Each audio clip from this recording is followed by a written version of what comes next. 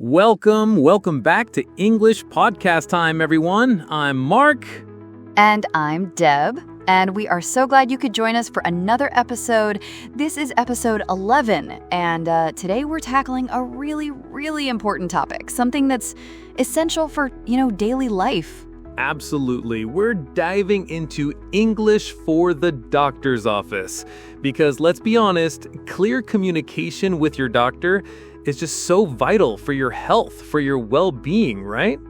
Oh, it truly is. Language barriers, they can really lead to some serious misunderstandings, maybe even a misdiagnosis or, inappropriate treatment. So this guide today, this episode, really, we hope it empowers you to feel way more confident and prepared for those medical interactions. So, Deb, let's jump right into some practical stuff, shall we? Because, the first step to getting better is usually making that appointment, right?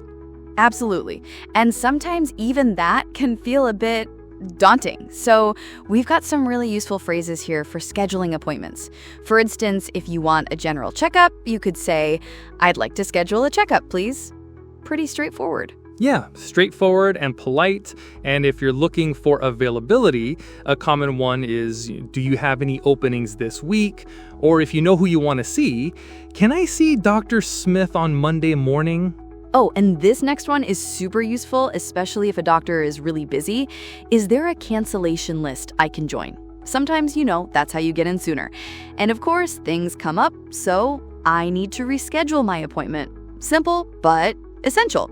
Those are great. And once you're in the office, it's all about describing what's going on with you, isn't it?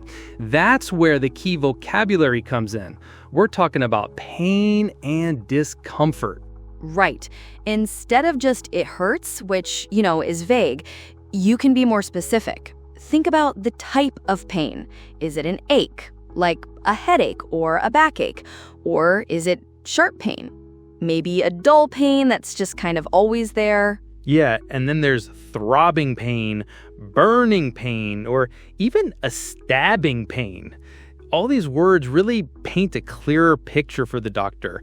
And it's not just pain, right? We have other medical conditions too. Oh, for sure. We've got fever, nausea, dizziness, fatigue, rash, cough, congestion, shortness of breath, diarrhea, sore throat. These are all common terms you'll hear and need to use. And to make those descriptions even better, you can add descriptive adjectives.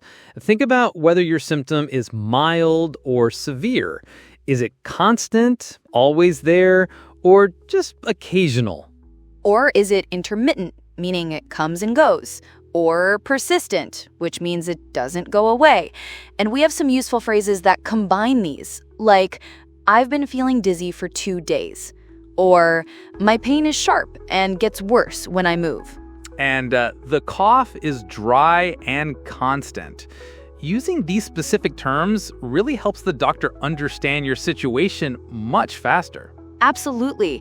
And, sometimes doctors use medical jargon, terms that aren't everyday language. So it's really important to feel comfortable asking for clarification. Oh, yeah, definitely. You're not expected to be a medical expert.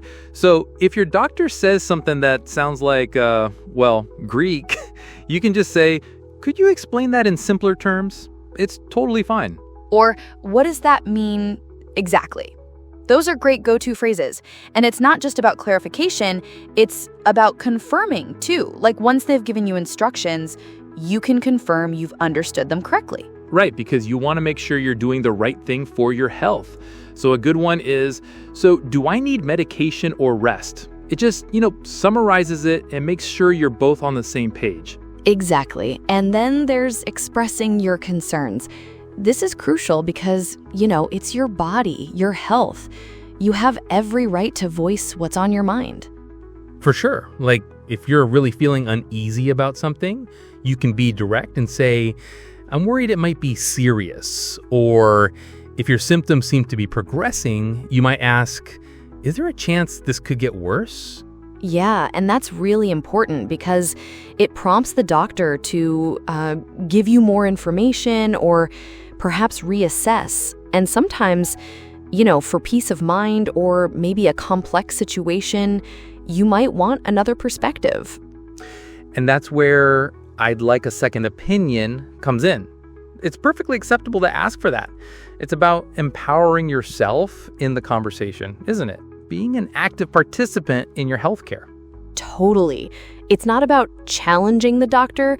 It's about making sure you fully understand and feel confident in your treatment plan. It's all part of, effective communication. So we've talked about what to say, but sometimes it's also about understanding the nuances of English, especially when it comes to those common health idioms. Oh, absolutely, Mark. English is full of them. Like if someone says they're feeling under the weather, they're not literally outside in the rain, are they? No, not at all. It just means they're feeling a bit ill. Not seriously sick, just, a bit unwell. And then there's on the mend. Yeah, on the mend means you're recovering from an illness or injury. Like, I had the flu last week, but I'm finally on the mend. Or another good one is a clean bill of health, which means you've been checked out by a doctor and everything's good. Exactly. These phrases pop up a lot in everyday conversation, so it's good to be familiar with them. Now let's switch gears a bit to what you should probably avoid saying, or how to say things differently. This is super important. We mentioned clarity, and sometimes people, they use vague language, like saying, I feel weird.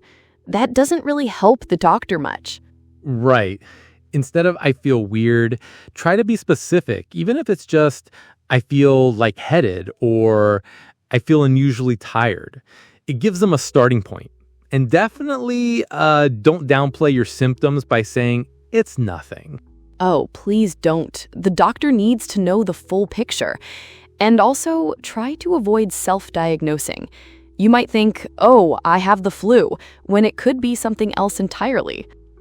It's better to describe your symptoms, like I have a fever and body aches, and let the doctor diagnose. That way they get accurate information.